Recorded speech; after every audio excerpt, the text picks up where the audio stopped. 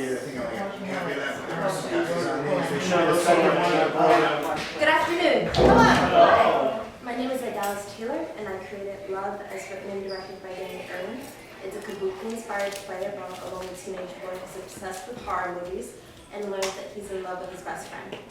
It's inspired by concepts like Sigmund Freud's ego and superego, my own experience with loneliness, and the Schrodinger's cat theory. Any questions? Yes. I have questions about the character Billy, because until I read your thesis, I thought she was real. So I have the real, not real question. Yeah. And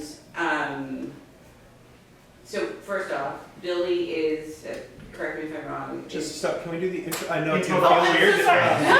You want to introduce yourself, but this is a different individual. I'm the President of the United States. I'm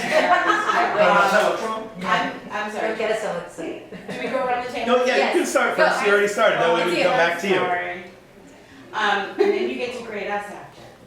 I'm Marilyn Bush. I'm an actress, and I also review theater for Motif magazine.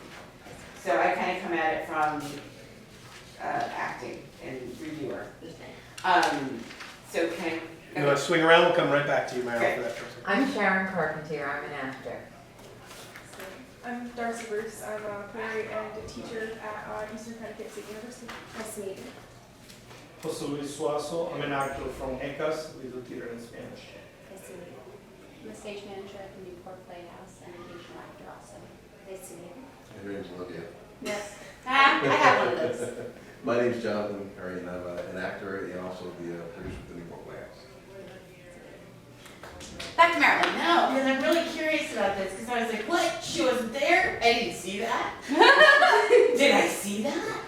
And so Billy is something that Danny has Yeah. created. So Billy is a manifestation of all the things that he wants Eddie to be, which is his best friend. So inside of his mind. So this is the way that he copes with having a crush on his best friend, is by creating this girl in his head that he can talk to and listens to him.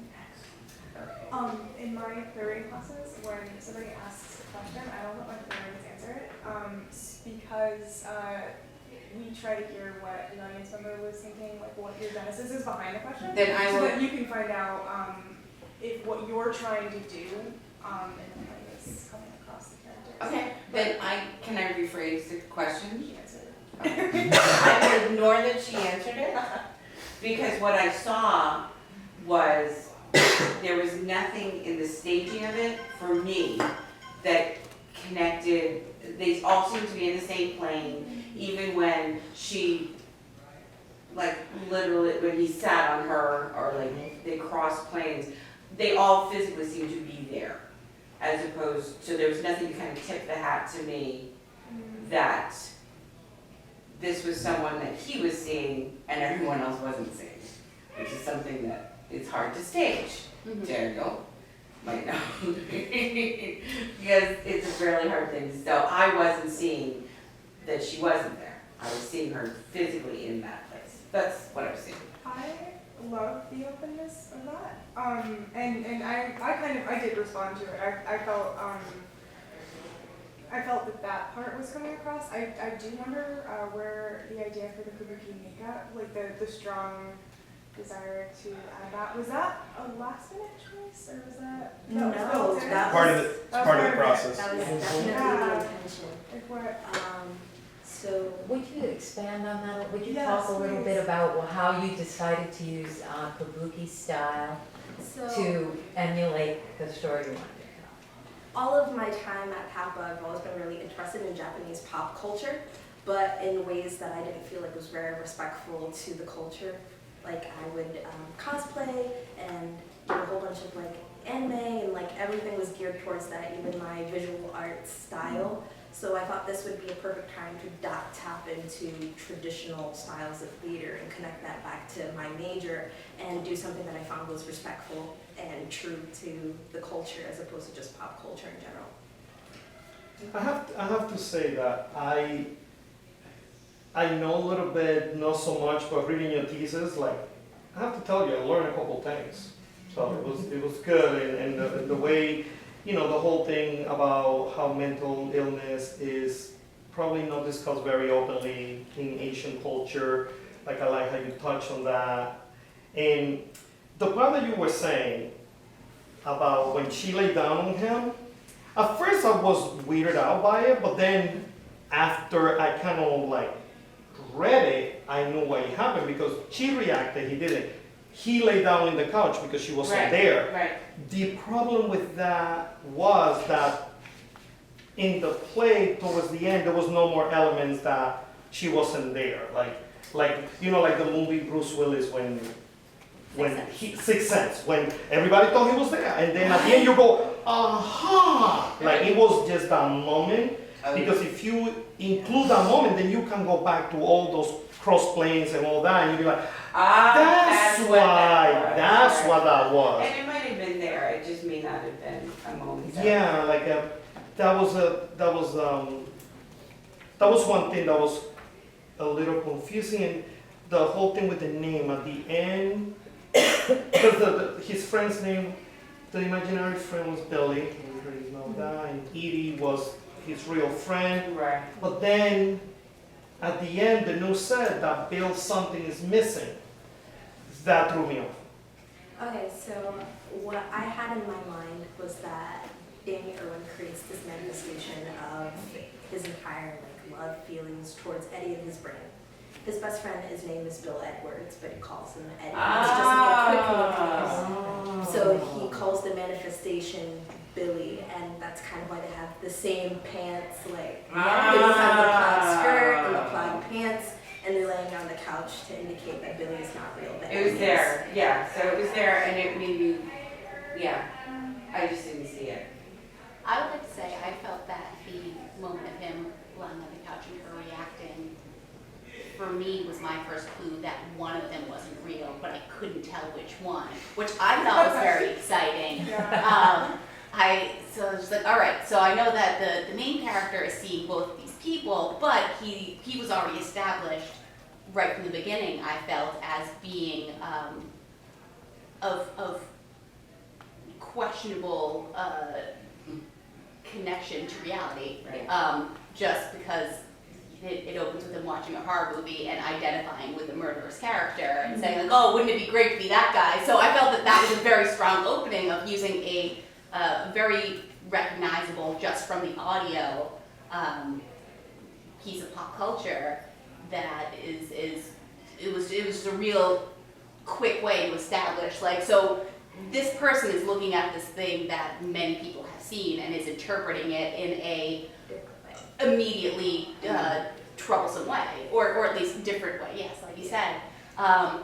So when those other two characters were interacting with him but not interacting with each other, I was going back and forth like, okay, one of these is fake, which one's the imaginary friend and which one's really there? So I was watching it trying to be like, okay, is he hanging out with a girlfriend or a female friend who maybe has romantic leanings towards him and he doesn't know what to do with it, so he's calling up his imaginary friend who's the cool guy in the suit to be like, hey, imaginary Jew friend, can you like tell me what to do in this situation? But then he shows up and all of a sudden the girl isn't real anymore, so I didn't know what was happening, but I was very excited about it because my mind was filling in all sorts of blanks as to what it could be. And then when he comes back in and the girl was like, you're treating me like I'm not even here, I was like, is that because she's not there or is it because she is there? I don't know.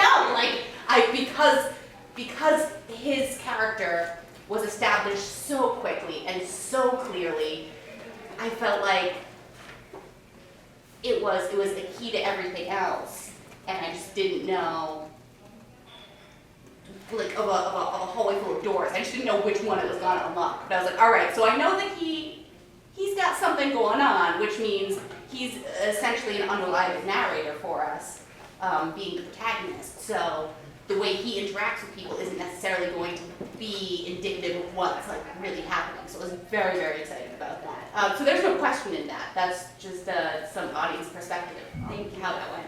That was exactly my intention, especially when I was going in with the Schrodinger's cat theory. Yes. I looked into an article that said that the theory is a lot more complex than we think, and that there's actually multiple cats and multiple boxes that can be set off. So I wanted to have multiple possibilities of who could be really. Are they both real? Is neither of them real? Are they both real until one of them gets murdered and then that becomes the real one? Yeah. Like I was very invested in how they all connected to each other. Oh, I'm sorry, still going? I can pause. I Okay. have other thoughts, but they're less related. So Okay, go I ahead. want to speak to her thesis first. Please do. Sorry. I'm totally on the plane that you are on, Olivia, about how you saw the play. I was so taken with all of those juxtapositions. And when I read your thesis afterwards, I was even more, I'll just say it, blown away by your extensive research, absorption, Absolutely. reevaluation, your own cognitive thinking about so many different, but somehow you related all of these different ideas. When I read the criteria for how everybody had to begin and what all the assignment was over the entire year, I thought that was incredibly ambitious, and that everybody answered it to some level. I couldn't believe it. I only had my own personal experience to compare it to, and that was a long time ago, and I never had to do any of those things. So that kind of started me off in a place where, okay, these guys are all working at a really high level. But when I read your thesis, after seeing what I saw, I was really overwhelmed by your intense interpretation of imagery and style and storytelling. And I need to say this, and this is one aspect that kind of crosses back into the play. All of the plays had some sort of onstage violence, with the exception of one play, onstage combat that occurred.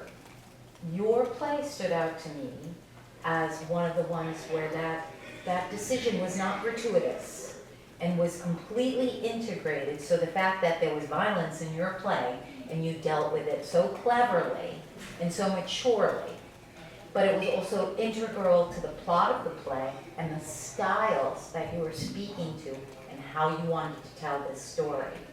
It was extremely vivid, and have it as the first play, well, tough luck, everybody else. I wanted to add to what you were saying, because even though there was some confusion here and there about your topic, it's a very complex and confusing one. After reading that, I'm like, okay, the intention is there. You have to make your own theory of what you're saying. And let me tell you, after reading your thesis and seeing this, I can see this being a full-blown play, a movie, totally I can see this as a movie. I can totally see it. It's definitely one of the things that I would go back and change about my play, is I would probably make a cinematic version, because Yes. I personally feel like there was elements in it, like sitting down and watching TV, that I didn't feel were ready for stage, That's something I had a that were question. boring. To go back to the kabuki elements, why this choice to kind of, not why you answer, but to intertwine, just to delve further into that, to take kabuki, which is like classical style of theater, and then somehow meld it into your pop culture references and then your cinematic references. I wonder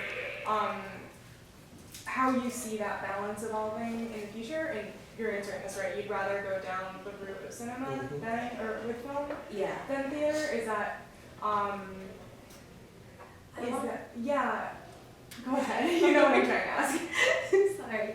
I wanted to sort of incorporate an element of myself, and I wanted to see my last piece as something that I can look back on and tell that it was in my style. So I took things that I was interested in, like horror movies and pop culture, and I integrated it in there, as well as looking at modern kabuki pieces, which are inspired by like Beauty and the Beast, and they have stock characters in them, which are very modern now. So I wanted to take something traditional and add a spin to it. Cool. Very cool. I have more praise, if I may. All right, I'm ready. So, going into this knowing that it was going to incorporate kabuki elements, but myself knowing very little about kabuki, I was like, all right, when that comes to my mind, what do I know to look for? And what I needed to look for was stylized makeup, which was right there, and I was so on board. Dramatic lighting choices and dramatic entrances and exits. And looking at the set, loved all the movie poster imagery. And the black and white is very effective in terms of setting a tone for what type of person this was. Before the play started, looking at the set, I was very, not nervous, but interested in seeing what the blocking would end up looking like. And I was thrilled to see how you took that small space and just made it work. When they were on the phones and they were talking not to each other, put down the phones, talking directly to each other, and they're back on the phones and exiting different ways, beautiful. Going from the living room to the kitchen, and those clearly being the same room, but just the way the entrances and exits worked, and the way that, it's still not sure who was real and who wasn't, but when people were interacting or not because they were in separate rooms, I enjoyed all of that more than I'm properly verbalizing right now. And then going back to the choice of the non-gratuitous violence of this being so well integrated, I enjoyed the choice of the attack starting on the stage, but then going through the audience and then happening kind of off scene for us, and then just coming back to like, and this is the result. This is so like something happened, and you know that it was slashy, and it was slashy and stabby and bloody, and then smiles. Here it is. So I wanted to make a point to praise the way that you use the space, because looking at the space that you have to work with, and knowing that big flashy entrances and exits were something that I had associated with that style, didn't know what to expect, and I don't know that I could have expected that, and it worked out very well. And the lighting, the way that it added to the transitions, and also just like highlighting the moments was all very thoughtful. Every choice looked like a choice without looking like it was forced into there. Final thoughts? I think you took us into a dark journey of mental disorder, and like the way the house, the set was perfect, but like what you're saying, taking cinematically is gonna cover those little gaps. It will connect in ways that at the end you get you leave and you get that, oh my God, what did I see? But the journey was incredible. It was really incredible. How are you going to celebrate? I think I kind of want to take my cast on like a mini field trip to watch a movie. Nice. Perfect. Movie, Beautiful. right? Probably. Thematic. Quiet place. A quiet place. Emerson. Long time away. Oh, Emerson. And wonderful. Further. what, What department? Film and television. Fantastic. Wonderful. take your pop culture Any flag last- and fly it. Yeah. Love it. Well done. I'll just say as an actor, if you're looking for a producer in any of your student films, I'd be happy to work on it. Yay! Thank you so much. I love that genre, so yeah, I love horror and yeah. Thank you very much. Thank you. Thank you. Thank you. Thank you. Thank you. Again, I'll give you a couple.